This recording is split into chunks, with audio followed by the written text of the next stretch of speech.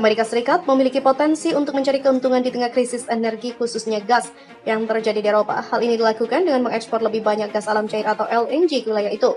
Mengutip laporan Washington Post, metode ini dipercaya mampu mengurangi tekanan permintaan global sehingga selain menyelamatkan Eropa dari krisis, hal ini juga dapat menurunkan harga energi global. Jika Rusia terus menjual minyak ke pasar dunia dan hanya mengurangi ekspor gas ke Eropa, pengaruhnya terhadap ekonomi AS mungkin akan minimal. Bahkan itu bisa membantu perusahaan AS yang memproduksi gas alam. Kami mungkin berada dalam situasi bertahan saat ini, namun itu mungkin dapat menjadi positif, kata ekonom yang juga salah satu pendiri Center for Economic and Policy Research and Dan Becker. Meski begitu, ada hambatan yang dihadapi AS dalam menambah pengirimannya ke Eropa. Pasalnya, proses untuk menambah pengiriman ini tidak dapat dilakukan dengan cepat. Selain itu, AS juga dihadapkan oleh ancaman penghentian total ekspor minyak dan gas dari Rusia ke Eropa.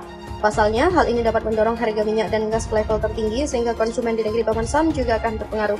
Jika Eropa jatuh ke dalam depresi setelah Rusia menutup ekspor energi dan minyak naik menjadi 150 US dollar per barel, ada kemungkinan dampak AS di sana yang sangat buruk, kata ekonom dari Dartmouth College Matthew J. Slaughter. Uni Eropa dan juga Amerika Serikat memiliki hubungan perdagangan dan investasi bilateral terbesar dan menikmati hubungan ekonomi paling terintegrasi di dunia. Meskipun diambil alih oleh China pada tahun 2020 sebagai mitra dagang terbesar khusus untuk barang, ketika jasa dan investasi diperhitungkan, AS tetap menjadi mitra dagang terbesar Uni Eropa sejauh ini.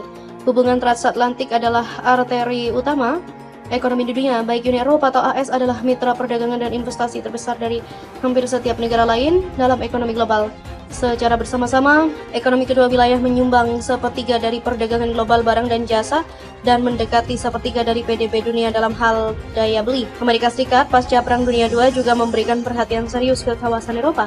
Terdapat dua pertimbangan Amerika Serikat memperhatikan kawasan Eropa. Pertama adalah bila negara-negara Eropa menjadi lemah secara ekonomi dan politik, maka sangat mungkin pengaruh komunisme akan lebih mudah masuk ke Eropa, dan kedua, Eropa yang kuat lebih menguntungkan bagi Amerika Serikat. Di samping dapat secara bersama-sama menanggung beban internasional juga, Eropa dapat menjadi tujuan kebijakan luar negeri Amerika Serikat, terutama dalam masalah ekonomi dan perdagangan. Tanggapan Amerika Serikat terhadap masyarakat Eropa juga mengalami perubahan sejalan dengan perkembangan masyarakat Eropa itu sendiri.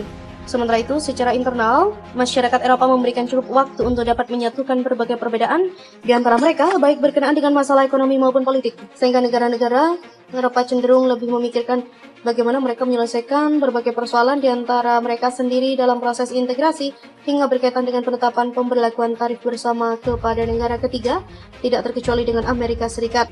Beberapa persoalan kemudian muncul antara masyarakat Eropa dengan Amerika Serikat setelah proses integrasi ekonomi Eropa makin menguat dan mulai menerapkan kebijakan tarif eksternal bersama dan masalah-masalah lain seperti subsidi pertanian, standarisasi produk, dan lain-lain. Peneliti dalam hal ini juga akan memperhatikan tanggapan Amerika Serikat terhadap beberapa masalah yang timbul bersamaan dengan proses integrasi ekonomi Eropa tersebut. Analisa dalam penulisan ini secara garis besar dibagi dalam dua bagian penting. Pada bagian pertama, menjelaskan perhatian dan kepentingan Amerika Serikat terhadap proses pemulihan ekonomi dan perkembangan hubungan Eropa dengan Amerika Serikat setelah masyarakat Eropa mencapai kemajuan yang ditandai oleh pembentukan Uni Eropa di tahun 1993. Amerika Serikat berupaya memanfaatkan kawasan Eropa untuk kepentingan ekonominya, terutama pada saat perekonomian dalam negeri mengalami kelesuan, sementara negara-negara dunia lain mengalami kemajuan dalam bidang industri dan menjadi bersaing, terutama bagi dominasi ekonomi Amerika Serikat.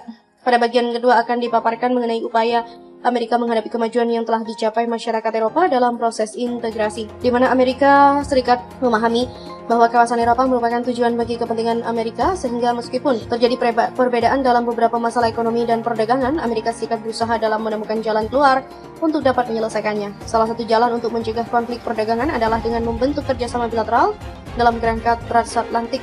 Karena itu, dalam pembahasan ini tidak dapat dilepaskan pentingnya peranan kerjasama transatlantik untuk menjembatani kepentingan antara kedua negara ke kawasan itu.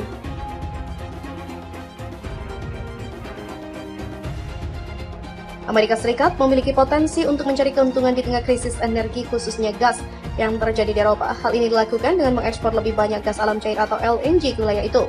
Mengutip laporan Washington Post, metode ini dipercaya mampu mengurangi tekanan permintaan global sehingga selain menyelamatkan Eropa dari krisis, hal ini juga dapat menurunkan harga energi global. Jika Rusia terus menjual minyak ke pasar dunia dan hanya mengurangi ekspor gas ke Eropa, pengaruhnya terhadap ekonomi AS mungkin akan minimal.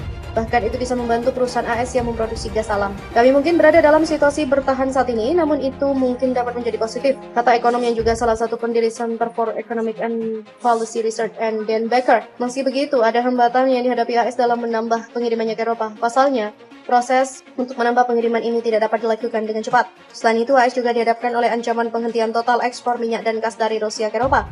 Pasalnya, hal ini dapat mendorong harga minyak dan gas ke level tertinggi sehingga konsumen di negeri paman Sam juga akan terpengaruh. Jika Eropa jatuh ke dalam depresi setelah Rusia menutup ekspor energi dan minyak naik menjadi 150 US dollar per barel, ada kemungkinan dampak ke AS di sana yang sangat buruk, kata ekonom dari Dartmouth College Matthew J. Slaughter. Uni Eropa dan juga Amerika Serikat memiliki hubungan perdagangan dan investasi bilateral terbesar dan menikmati hubungan ekonomi paling terintegrasi di dunia. Meskipun diambil alih oleh China pada tahun 2020 sebagai mitra dagang terbesar khusus untuk barang, ketika jasa dan investasi diperhitungkan, AS tetap menjadi mitra dagang terbesar Uni Eropa sejauh ini. Hubungan transatlantik adalah arteri utama ekonomi dunia, baik Uni Eropa atau AS adalah mitra perdagangan dan investasi terbesar dari hampir setiap negara lain dalam ekonomi global. Secara bersama-sama, ekonomi kedua wilayah menyumbang sepertiga dari perdagangan global barang dan jasa dan mendekati sepertiga dari PDB dunia dalam hal daya beli.